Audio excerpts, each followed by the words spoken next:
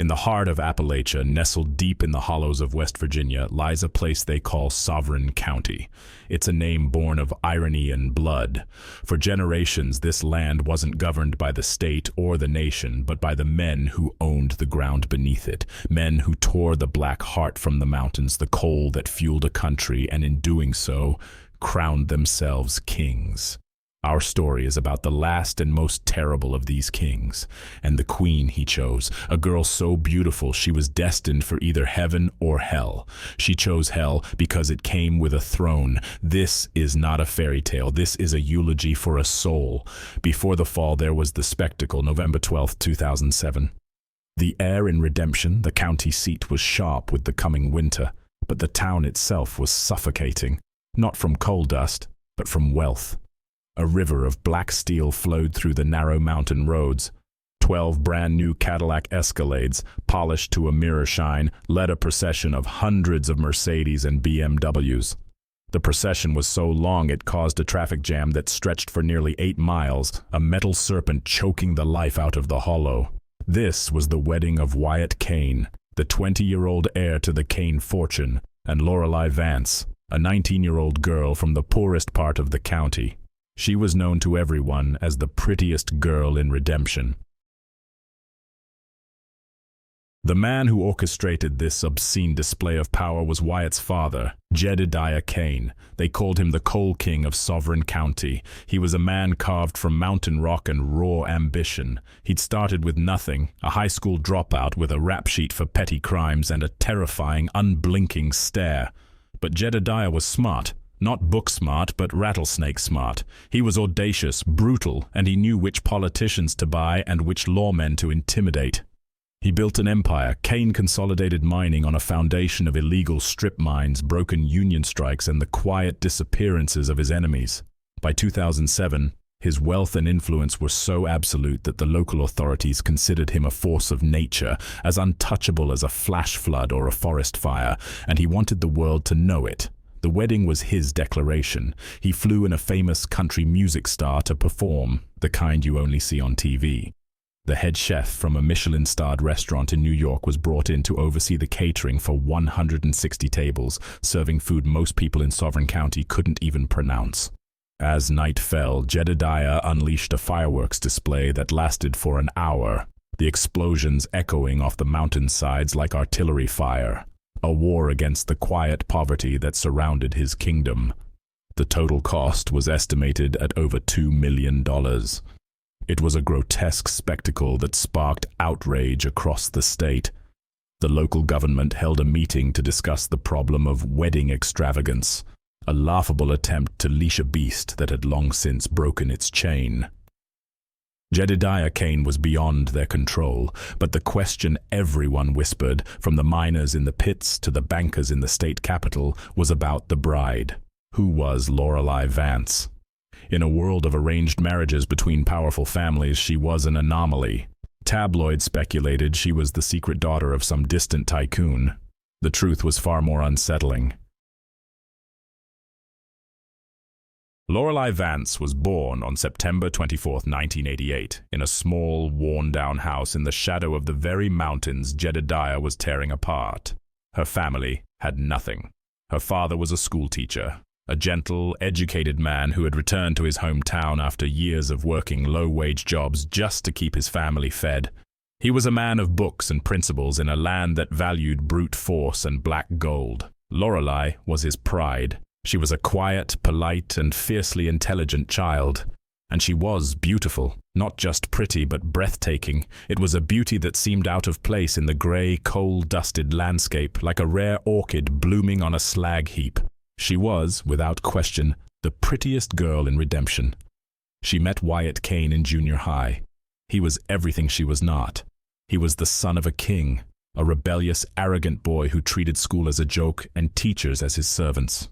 He was known for his love of fast cars, cheap thrills, and the casual cruelty that comes with unchecked power. Their backgrounds were polar opposites. Their personalities were fire and ice. Yet a relationship bloomed. To the shock of everyone, both families approved. The Vance family saw a chance for their daughter to escape the suffocating poverty that was their birthright. But the Kane family's approval was a darker, stranger thing. Jedediah Kane, the ruthless pragmatist, accepted this girl from nowhere for a single chilling reason. He was a deeply superstitious man, a trait common in the old mountains. He believed Lorelei Vance was a good omen, a lucky star. He had been facing crippling delays with a new processing plant, a project mired in red tape and engineering problems. In a moment of strange faith, he declared the wedding would take place on November 12th, the day of the wedding, as if by some dark magic. Every obstacle vanished. The final permits were signed. The last piece of machinery roared to life. The plant began operations. For Jedediah, this was not a coincidence. It was a sign. Lorelei Vance wasn't just a daughter-in-law. She was a talisman. She was his. The moment she said, "I do," Lorelei's old life was incinerated. The change was terrifyingly swift. She, who had grown up mending her own clothes, was now spending millions of dollars a year on cosmetics and designer handbags. The girl who walked to school was now driven in a fleet of luxury cars. But this was more than just a lifestyle upgrade. It was an indoctrination. Jedediah Kane did not want a trophy wife for his son. His heir, Wyatt, had no interest in the family business beyond the money it provided. So Jedediah turned to Lorelei. He saw her intelligence, her quiet resolve. He first appointed her as an accountant at Kane Consolidated. Then, in a move that stunned the company's senior staff, he promoted her to financial director. He handed the keys to his financial kingdom to a 19-year-old girl with a high school diploma. He trusted her completely. To bind her further to the family, to weave her DNA into the Kane dynasty, he made her a promise, a bounty. $2 million for every son she bore, $1 million for every daughter. Over the next few years, Lorelei had 2 sons and 2 daughters. Jedediah paid her $6 million in cash. She was no longer just the prettiest girl in Redemption. She was one of the richest women in the state, and she was a criminal. As she delved into the company's books, the real books, the ones no auditor ever saw, the full, horrifying picture of the Kane empire was revealed to her. It was an empire built on extortion, environmental crimes, and violence. The numbers she managed weren't just figures on a spreadsheet. They were illegal land grabs, bribes to judges, payoffs to silence witnesses. She saw the budgets for security, which was a line item for the thugs who broke strikes and made Jedediah's problems disappear. At first, she was shocked. The gentle teacher's daughter was horrified. But the poison of wealth had already entered her bloodstream. She was accustomed to the power, the deference, the life without limits. The thought of returning to her old life, to a world of budgets and consequences, was now more terrifying to her than the crimes she saw on the page, so she made a choice. She turned a blind eye, and then she began to participate. She found cleverer ways to hide the money. She streamlined the process of bribery. She became an architect of their illicit operations. Her initial fear curdled into a cold, calculating greed. The more money she handled, the more she wanted. Her personality warped. The gentle girl was gone, replaced by a cold, arrogant monarch. There was an incident, one that became a local legend, a whisper of the monster she had become. Her young child, held by a nanny, was walking through the town square when an old man on a rusty bicycle accidentally wobbled and brushed against them. No one was hurt. The old man was terrified, bowing and scraping, apologizing profusely. The old Lorelei would have smiled and reassured him. The new Lorelei stared at him with dead eyes. She didn't raise her voice. She simply turned to one of her bodyguards and said, "Teach him a lesson about personal space." The bodyguards dragged the old man into an alley. His screams were brief. This was the Kane way. An absolute brutal response to any perceived slight. Lorelei had learned the family business well, yet she was not reckless. She was shrewd. In 2008, when the federal government began a crackdown on illegal mining operations, it was Lorelei who saw the danger coming. While Jedediah and Wyatt wanted to use their influence to fight back, Lorelei urged caution. She skillfully hid their most egregious activities, sacrificing smaller, less profitable operations to appease the investigators. She advised her subordinates to lay low, to avoid any trouble. Her cunning helped the Kane family navigate the initial storm, solidifying her position as the true brains of the operation. But empires built on crime are houses of cards. By 2014, the political winds in the country had shifted. A new aggressive campaign against organized crime began to gain momentum. The powerful figures who had shielded Jedediah Kane for decades were being dismantled one by one. His protectors were gone. His illegal businesses, starved of their political cover, began to falter, and the silence broke. For years, the people of Sovereign County had suffered under the Kane's boot. They had been cheated, threatened, and beaten into submission. Now, seeing the king was wounded, they began to fight back. A flood of complaints, long suppressed by fear, was finally unleashed. Stories of Jedediah's crimes, once whispered in private, were now being shouted in public. In May of 2018, the tipping point came in the form of an anonymous letter delivered to the state police. The letter accused Jedediah Kane, who by then had managed to get himself appointed as a representative to the City People's Congress, of being the head of a violent, organized crime syndicate.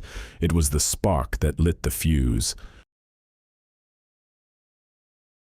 The investigation was swift and massive. State and federal agencies descended on Sovereign County. What they uncovered was a criminal enterprise that had been operating for over 20 years. The Kane Syndicate was linked to more than 130 separate criminal cases ranging from illegal mineral exploitation and massive fraud to assault, kidnapping, and suspected murder. The empire that Jedediah Kane had built in 1996 crumbled to dust. In a series of coordinated raids, 25 core members of his organization were arrested. The king himself, Jedediah Kane, was taken into custody. His son and heir, Wyatt, was arrested alongside him. The reign of the Kanes was over, but the queen had vanished. Lorelei Vance, the financial director, the architect of their crimes, had disappeared, and she had taken a fortune with her. The Ministry of Public Security issued a nationwide special warrant for her arrest. They offered a reward of $100,000 for any information leading to her capture. The pretty girl from Redemption was now the most wanted woman in the country. For months, she was a ghost. She moved through the shadows of the nation she had helped to plunder, a phantom with millions in laundered money at her disposal. But the net was closing. Private investigators hired by victims of the Kanes were on her trail. They were relentless. In early 2019, they tracked her to a luxury apartment complex in the city of Taiyuan. She was living under a false name, still wrapped in the obscene wealth she had stolen. The investigators conducted an 8-hour stakeout, waiting for the perfect moment. When the police finally smashed through the door, they found her. She wasn't hiding in a panic room or cowering in a closet. She was sitting calmly in her living room, sipping tea. She was still impeccably dressed, stylish even in her moment of capture, wearing a pair of designer sandals. And this is the most chilling part of the story. She showed no fear, no remorse. As the officers put her in handcuffs, she smiled. It was not a nervous smile. It was a serene, noble, almost regal smile. It was the smile of a person who had lived a life of absolute luxury, a life purchased with the misery of others, and had concluded that it was all worth it. She held her head high, her posture perfect, as if she were attending a gala, not being arrested. She had feasted at the devil's table, and she had no regrets. On October 22, 2019, the People's Court of Guizhou City delivered its verdict. Jedediah Kane, the Coal King, was sentenced to 25 years in prison. He was stripped of all his political rights, and every penny of his assets was confiscated. His son, Wyatt Kane, was sentenced to 20 years. His assets were also seized. Lorelei Vance's case was handled separately, away from the public eye. No official information about her sentence was ever released. The system that had been so transparent in its pursuit of her became opaque in its judgment. The aftermath was a study in decay. Shortly after the sentencing, Jedediah's elderly mother passed away. The funeral for the matriarch of the once mighty Kane family was a pathetic affair. Only her youngest son, a man who had stayed out of the family business, was there to mourn her. The vast network of powerful friends had vanished. The empire was not only dead, it was forgotten. One cannot help but reflect on the path Lorelei chose. Her father, the gentle teacher, had always hoped she would pursue a higher education, that she would use her brilliant mind to build a life of integrity. What if she had? What if she had resisted the lure of Wyatt Kane and the dark glitter of his family's wealth? Her journey from a beloved village girl to a queen of crime and finally to a nationally wanted fugitive is a testament to the corrosive power of greed. It's a story about how a disrespect for the law, when combined with immense power, creates monsters. There are some who whisper a different ending to her story. They speculate that a woman so intelligent, so resilient, might use her time in prison for self-reflection. They imagine that upon her release, likely in her early 50s, she might have a chance to start over. They hope that the memory of her virtuous father might finally guide her back to a better life. But that is a fairy tale. The horror of Lorelei Vance is not in what she might become, but in what she chose to be. The smile she gave her captors was the story's true end. It was the look of a soul that had stared into the abyss and found it beautiful. It was the final, silent, terrifying boast of the prettiest girl in redemption, a queen who reigned briefly in a kingdom of dirt and sorrow and who, even in chains, believed she had won. The real horror is knowing that in the heart of our orderly world, such kingdoms can exist and such queens can be made. And it can happen again. The mountains are old and full of secrets, and they are always waiting for a new king and a new queen to tear out their heart of black stone. The cycle is relentless. The story of Jedediah Kane and Lorelei Vance is not an anomaly. It is a blueprint, a warning, etched in the scarred face of the Appalachian Mountains, a warning that often goes unheeded until the screams from the alleyways become too loud to ignore. The silence that has fallen over Sovereign County is not peace. It is the quiet of a predator holding its breath, waiting for the next pretty girl who is tired of being poor, who is willing to trade her soul for a crown no matter how heavy it is or how much blood was spilled to forge it.